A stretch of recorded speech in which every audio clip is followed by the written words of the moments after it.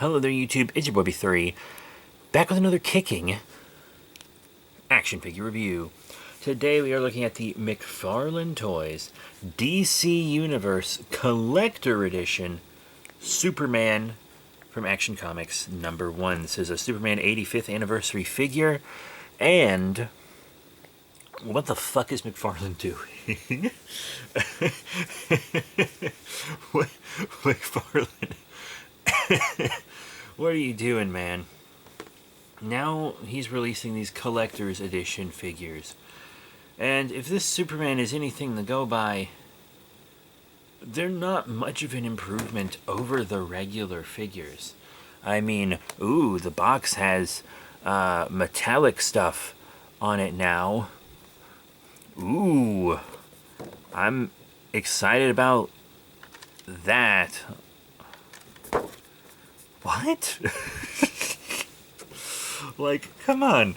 What? That doesn't mean anything. The figure has the same amount of articulation as other McFarlane figures. You know, you got the up and down and side to side, the wobble. You know, you have this joint. I gotta show it to you on this arm because this arm is so stiff I can't even move it. And then so is this elbow. Actually, a lot of the joints are a little fucky. So the quality control on what I guess is supposed to be a fancier figure doesn't seem as good because lots of these joints are just, they don't want to function. But also, you know, in and out, get the bicep swivel. And I gotta swap to this side because that elbow joint is almost impossible to move. There's a double elbow bend here, rotation on the wrist, forward and back, you know, whatever. Torso. And then there's the waist, which is, mine's kind of stiff, but it's like a good stiff on that one. Not like up here, where it's like I can't even move it. In and out on the leggies, forward. A decent little bit of back, you know. Pretty good. Double knee bend. And then rotation on the foot, up and down, you know. Pivot. Moves pretty well. Little toe beans. Pegels on the bottom of the little feet. All fine. It's whatever. But I kind of want to go straight to accessories now. As you can see, he has this open hand and this fist hand. And it's like, oh, well, this is a collector's edition figure. Surely it has more accessories, right? And the answer is kinda. Sorta. Now, it comes with this, which is really cool. It's a braking chain. You know, that iconic Superman chain braking. You can have it over his front or behind like this. It's actually a really cool accessory, and I'm very, very glad I have it. It's cool. It's cool. That being said, this is a collector's edition figure that does cost a little more than a regular one. And how do they justify that cost? By going harder on the least important accessories. So you know how all the McFarlane figures come with a stand, right? I like that they come with stands. And I actually think McFarlane has pretty good flight stands. The regular flight stands, I think it's normally like kind of a white DC symbol, but now it's black because of the collector's edition. The stand's not any better, but it's already a pretty good stand. McFarlane has pretty good flight stands. And they also have just these regular foot stands, which normally has a different colored DC logo on it. So they were like, hey, how can we justify charging like $5 more for this figure? Oh, we'll give him 2 stands. Because he needs 2 stands. McFarlane, what the fuck are you doing? Are you just trying to wring every single penny you can out of these figures, dude? Are you okay? Is something wrong? Have Spawn sales dropped? Because last I heard they were pretty good. You don't need both these stands. And it's like, oh, well, you could have this one for when he flies and this one for if he's just standing there. But the flight stands detach so that it is just a regular foot stand.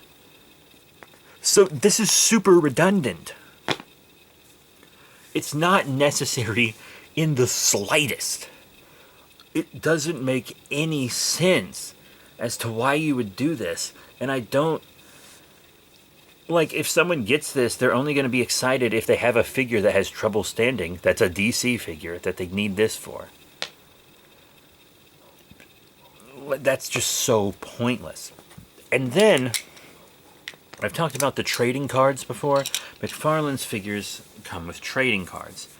I think that's cool. It's admittedly kind of a nostalgic thing for me, because Trin Masters Godzilla toys, when I was a kid, had them and stuff. And I really liked that line and still do today. And also, I collect trading cards just by themselves. So, you know, that's cool. But McFarlane seems to think that that's something that was just adored, because now the trading card is nicer. And I get it. Giving the trading card a new design for collector's edition figures, that's fine. That makes sense. Who the hell cares enough about them to have a stand? Like, yeah, I can see people displaying this just because they have it. But I can't see anyone getting excited about this stand. It's not even a good stand. It's a really cheap, thin stand.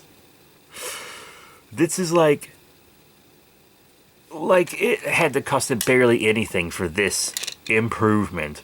And they're definitely acting like this is the selling point. Hey, collector's edition for a little more money is fine if you do it right. And this is clearly not right. Because this figure, this is just the same quality. He just has more nonsense. Not even more accessories, just more nonsense. Because, like, some interchangeable hands would have been pretty nice.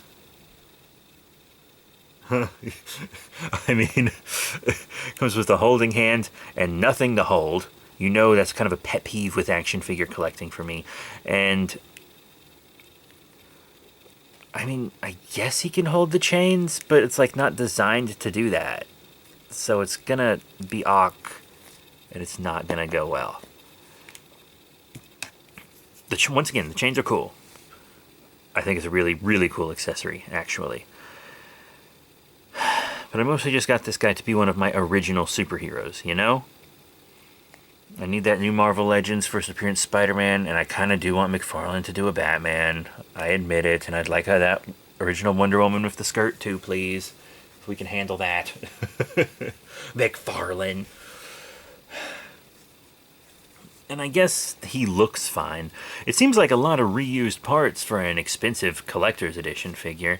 This torso seems reused, and these legs I feel like are reused too. The legs and arms have these lines on them that are very reminiscent of modern Superman and not like 1930s Superman. But the figure looks good.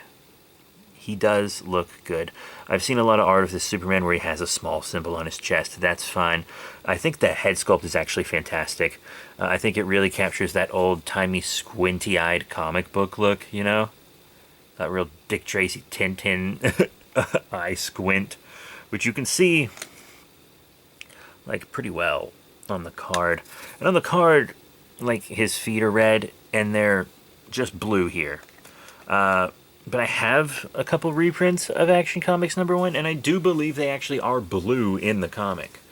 And I kind of do like that they reused these legs with the boots, because if it was just like straight smooth, it would look like feety pajamas. So I'm glad there's at least blue boots on there, which I feel like is a cost-cutting thing in actuality, but I don't know. If these parts are reused, let me know, because I haven't bought a lot of the recent Superman figures, even though I've wanted them. I just ran across this guy at Target while getting groceries. That's why I got him. But I like the cape sculpt. I really like the flow of it. I think it's really cool. You know, it's got clean paint. I mean, there's not much paint on the blue body or anything, but the paint that is there is clean. So, that's that. But now let's get into size comparisons. Okay, let's do this. First up, we gotta compare him with some other McFarlane figures, you know? Let's compare him with another Kryptonian. Here he is with Supergirl from the Flash movie. Obviously, their designs are so different. But, because, you know, these modern superhero movies have to have the most textured costumes possible. I joke, but I do actually really like her look. I think they scale fine together, sure. Now, how about a Batman? Not a Bruce Wayne Batman, but how about a Two-Face Batman? This is kind of the Hush Batman sculpt. That looks pretty good. I've really been liking this Two-Face Batman. I've been using it in action figure reviews a lot as a size comparison recently because I just don't want to put it on display. I love it so much. Same with that Supergirl. I really like him. I'll admit it. I gripe, but a lot of these McFarlane figures have grown on me. Now let's show him with a villain's villain, huh? One of my favorite DC Comics villains of all time. And another recent review. It is the McFarlane Hush, the single-carded version. Very nice. I love it. It's cool. They scale well together. Now, another figure. This is actually kind of a McFarlane re-release of a DC Collectibles figure. It is the Deceased Unkillables Zombie Red Hood. Another recent review.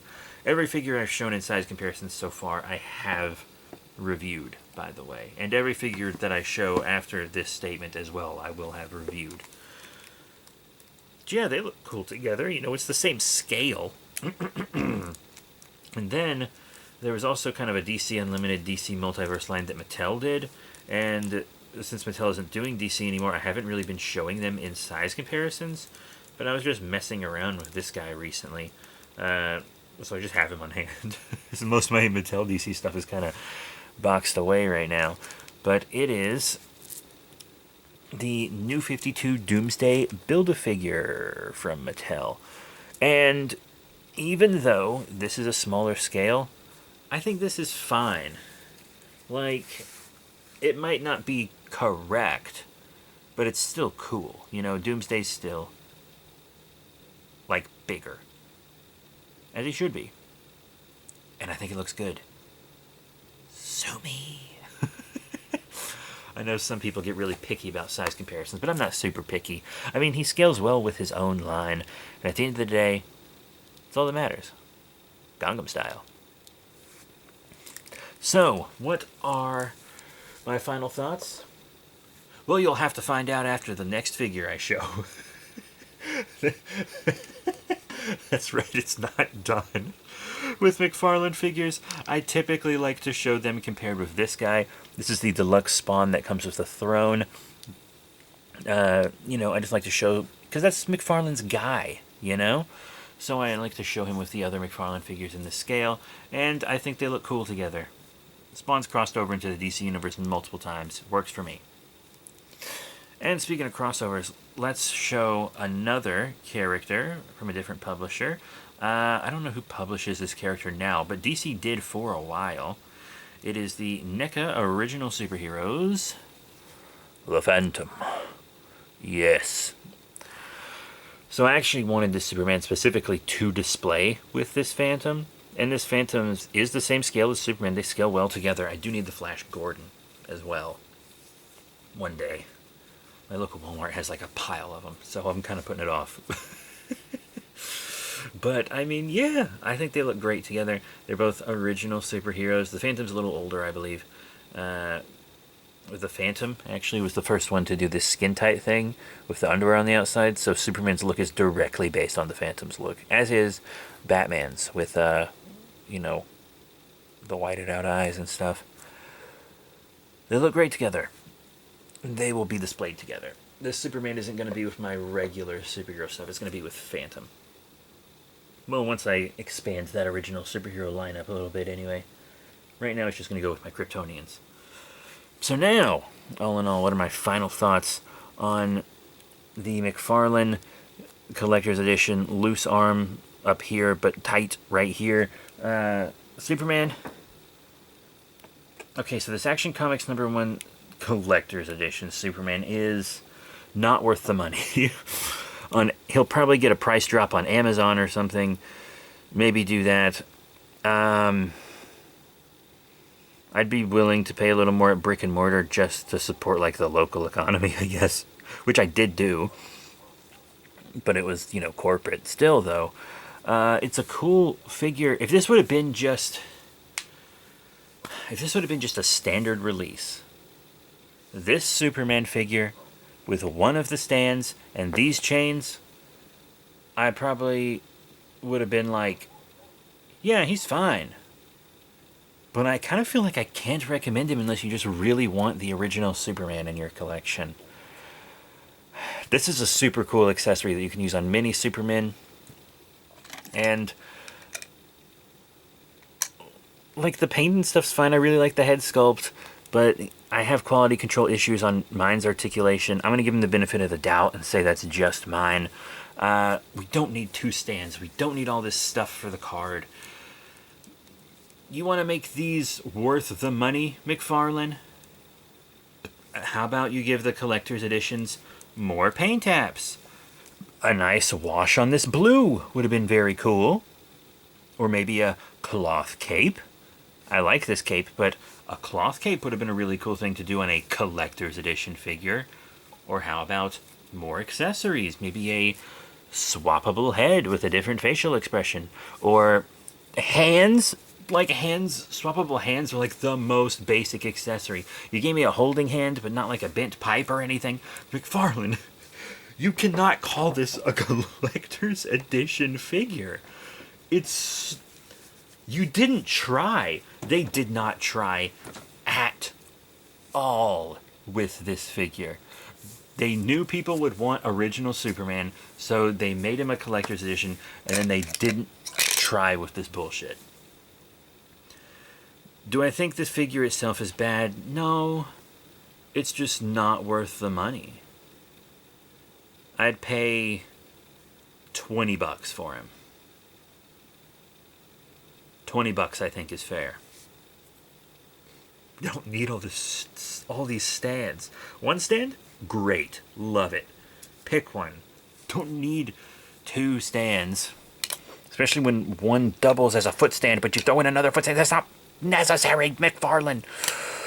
And you know that. This is a cash grab, and it worked because I bought the figure. But that's it. Thank you all very much for your support. Please remember to rate, comment, and subscribe. Check out all the cool links in the description below. Facebook, Twitter, etc. And I'll see you all next time. Bye for now.